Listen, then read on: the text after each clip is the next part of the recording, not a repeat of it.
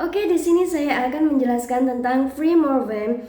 Namun sebelum itu, morpheme sendiri dibagi menjadi dua bagian, yaitu free morpheme and bond morpheme.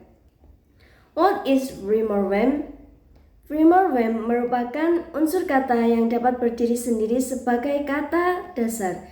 Jadi, free morpheme itu kata yang bisa berdiri sendiri tanpa bantuan kata lain. Nah, free morpheme itu termasuk kata dasar, kata pokok, kata utama yang ketika nanti dirangkai free morpheme dapat berdiri sendiri. Atau misalkan dijadikan sebuah kalimat pun bisa, tapi ketika free morpheme ingin berdiri sendiri pun itu tidak menjadi masalah karena free morpheme ini dapat berdiri sendiri. So, itu yang disebut dengan free morpheme. Ini bagian morpheme yang pertama, yaitu free morpheme. Nah, free morpheme ini dibagi menjadi dua bagian, yaitu lexical morpheme and functional morpheme. Lexical morpheme merupakan suatu bentuk kebahasaan yang dapat berdiri sendiri tanpa melihat konteks. Lexical morpheme itu dibagi menjadi 4 bagian, yaitu noun itu seperti family, moon, and love. Adjective itu seperti gentle and kind. Adverb itu seperti near and hard. Verb itu seperti announce, play, and run. Yang kedua ada functional morpheme yang bertindak sebagai perekat atau penghubung dalam suatu kalimat.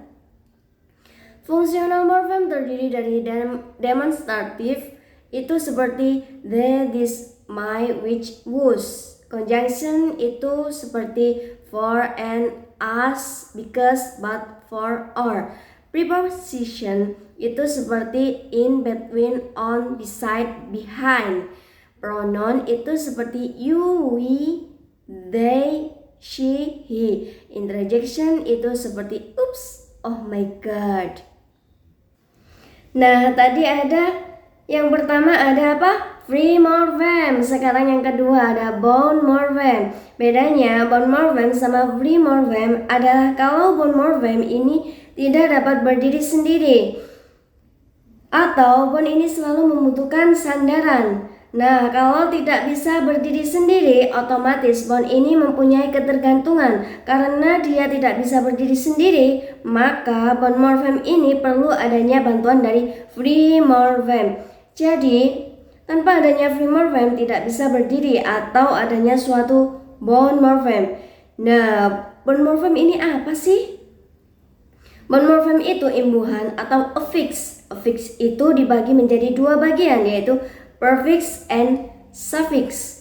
Kalau prefix itu imbuhan di awal, kalau suffix itu imbuhan di belakang. Jadi teman-teman, prefix itu in front of the word, di depan kata. Tapi kalau suffix itu behind the word, di belakang kata. Nah, itu teman-teman yang dimaksud dengan bond morpheme atau yang dimaksud dengan morpheme. So I have one example. Saya punya satu contoh, yaitu happiness. Dalam bahasa Indonesia, kata dasar dari kesenangan itu adalah senang. Happy, jadi happiness itu kesenangan. Nah, happy sendiri itu masuk pada bagian free morpheme atau bisa disingkat sebagai FM, bagian lexical morpheme yang masuk pada kalimat adjektif karena termasuk kata sifat. Kalau ness itu termasuk bond morpheme atau bisa disingkat BM yang masuk pada bagian suffix atau imbuhan di belakang.